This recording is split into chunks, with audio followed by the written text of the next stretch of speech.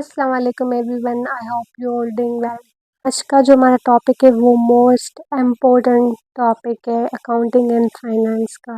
और ये पॉसिबल ही नहीं है अब अकाउंटिंग और फाइनेंस का कहीं पे वन पेपर दे रहे हैं और वहाँ पे रेशो से कोई क्वेश्चन ना आए, इम्पॉसिबल है। रेशो से क्वेश्चन ज़रूर भी आता है। Let's begin.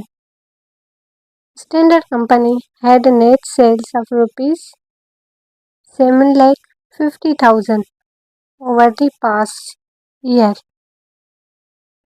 During that time, average receivable were 150,000.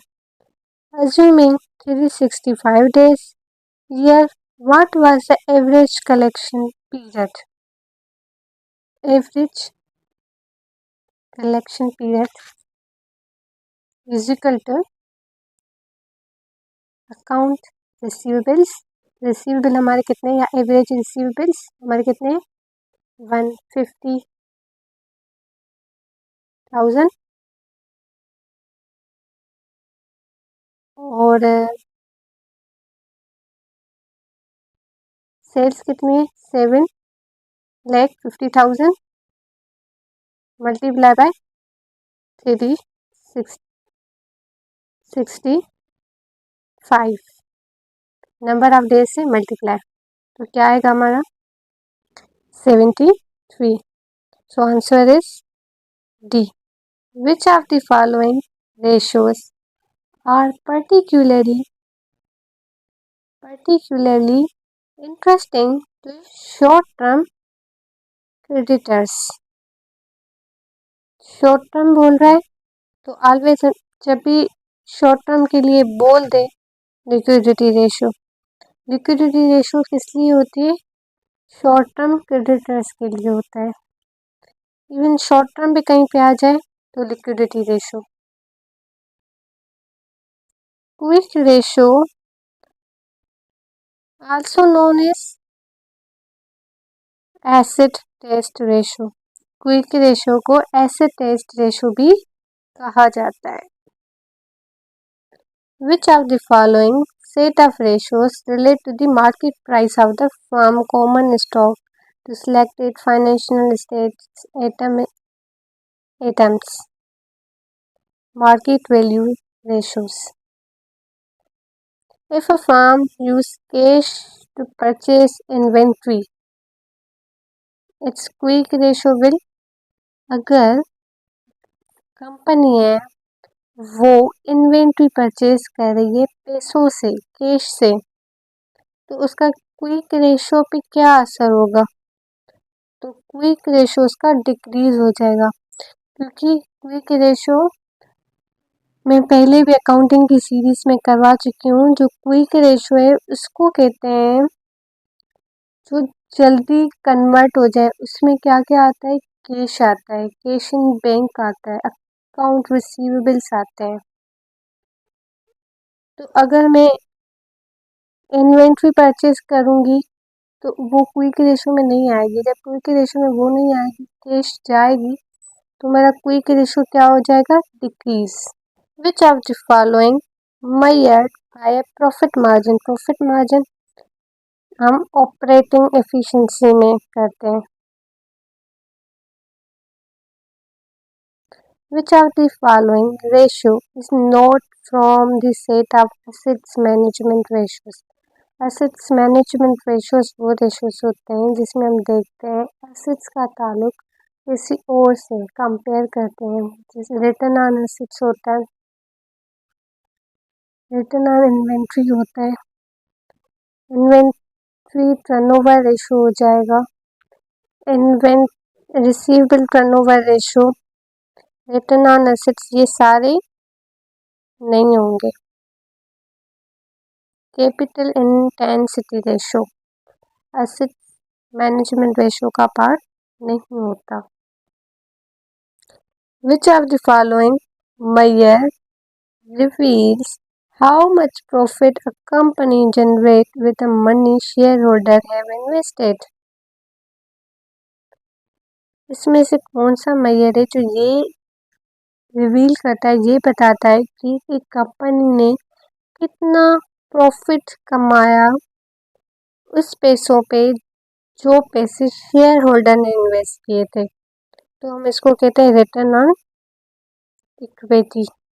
Net income available to stockholder is 125 and total assets are 1096. Then return on common equity would be, जो नेट इनकम अवेलेबल है stock holders के लिए वो 125 है और total assets जो है हमारे पास वो 1096 है। Then return on common equity क्या होगा, मतलब हमें फाइंड क्या करना है, return on equity. Return on equity का फार्मूला होता है net income divided by equity. अगर हमारे पास इक्विटी यहाँ पे नहीं दी हुई है तो हम ये अज्यूम कर लेंगे कि जो एसेट्स हैं वो हमारी इक्विटी से ही खरीद किए हुए हैं। तो यहाँ पे टोटल एसेट्स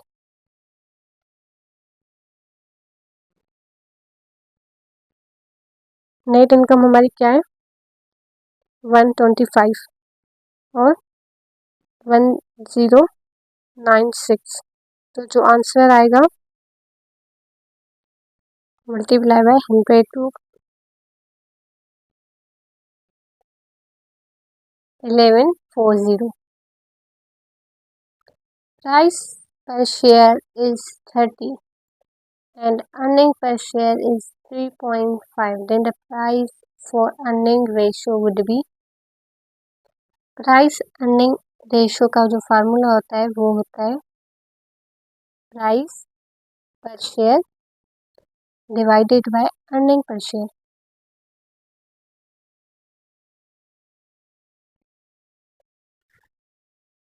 प्राइस 30, 3.5, तो मेरा आंसर आ जाएगा 8.57 times. Formula such as net income available for common stockholder divided by total assets is used to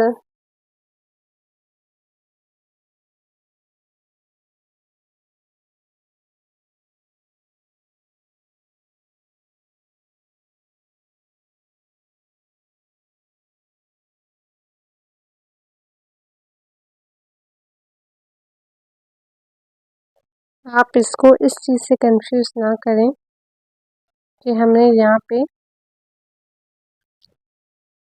तो कॉमन इक्विटी निकाली। ये हमने कॉमन इक्विटी इसलिए निकाली क्योंकि हमारे पास इक्विटी का फार्मूला नहीं था। वैसे ये जो फार्मूला है ये रिटर्न ऑन एसेट्स ही होता है, क्योंकि बैलेंस शीट की एक इक्वेशन है वो कहती है जो हमारे एसेट्स होते हैं वो इज इक्वल किसके बराबर होते हैं, हमारे एसेट्स कैपिटल और लाइबिलिटीज़ के।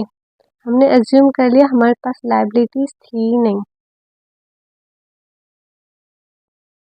क्योंकि हमारे पास यहाँ पे इक्विटी का कोई नंबर गिवन नहीं है और हमने सोचा कि हमारे एसेट्स हैं वो हमारे किसके इक्वल है, कैपिटल के। अगर फार्मूला पूछे तो आप रिटर्न ऑन टोटल एसेट्स ही कहेंगे। Price per ratio is divided by the cash flow per share ratio which is used for the calculating the price to cash ratio. Total assets divided by common equity is the formula used for total assets divided by common equity। इसको कहते हैं share holder equity ratio. तो क्या होगा, equity multiply ये हम ratio तब इस्तेमाल करते हैं जब हमें जानना होता है how many assets of the company is generated through equity. तो इक्विटी मल्टीप्लायर होगा प्राइस पर share divided by earning per share is a formula for price earning ratio.